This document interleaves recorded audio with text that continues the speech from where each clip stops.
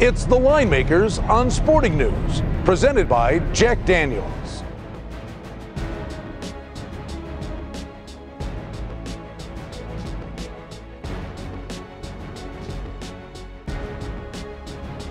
Hey, tell them who's up all night. All night, Kenny White, Richie B. We're talking pro football, not the NFL. Sometimes we just can't say those three little letters. Can't say NFL. Baltimore Ravens, good effort last week against the Colts.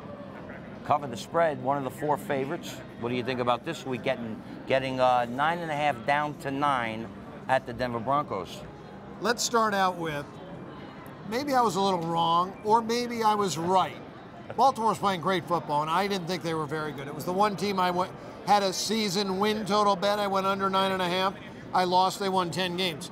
They played 7 playoff teams this year, Richie, and they went 3-4 straight up in those games.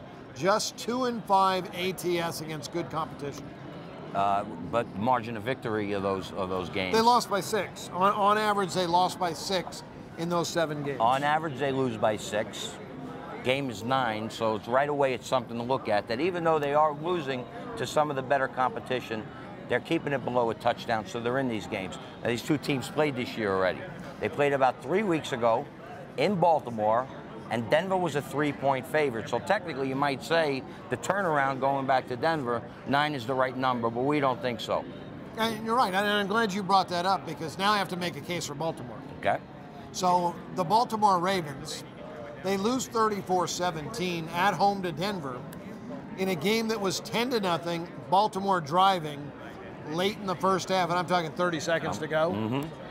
Interception, touchdown, 17-0 at the half, Denver. Ball game's over, when it should have been 10-3 or 10-7. 31-3, middle of the third. They really put a hurting on them because of that turn at halftime. It could have been a 10-7 game, and that's it. And Baltimore packed it in. They did pack it in quite a few games this year. I'm looking at Peyton Manning in that spot, only 17-28 for 204. He didn't have an outstanding game, and they still won big. Now, the Broncos have won 11 in a row, and they've covered 8 of those 11 games. So we are talking about a team, in my opinion, talk about being wrong. I never expected this guy to have the type of season that he had. I went back and looked at some numbers, and I guess statistically, his best season since 2004, which is amazing coming with the year off. And I agree, it's amazing. He did have a tremendous year. In this winning streak, though, I think he only played 1 playoff team in the 11-game winning streak. Everyone else was very weak competition. They went 2-3 straight up, 2-3 ATS against their 5 playoff teams they faced. On average, they lost 27-25, 4-1 to the over, though, in those games. Peyton Manning has beaten the Ravens, believe it or not, 9 straight times. I don't know how that's Now you tell me that. I don't know how that's really going to have an effect. You know, the guy's unbelievable. He's calling plays at the line of scrimmage. He's as good as it gets. But the 4 favorites last week, I have to believe that we're going to see a bit of a turn. The competition, even though the spreads may not be showing it, a little bit tighter.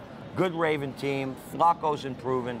We're looking at... You're getting long-winded, and I'm not done yet. We're getting the Ravens plus 9 points. He's Kenny White, and he's got more to say. Flacco, in his first 5 playoff games, completed 48% of his passes, 1 touchdown, 6 INTs.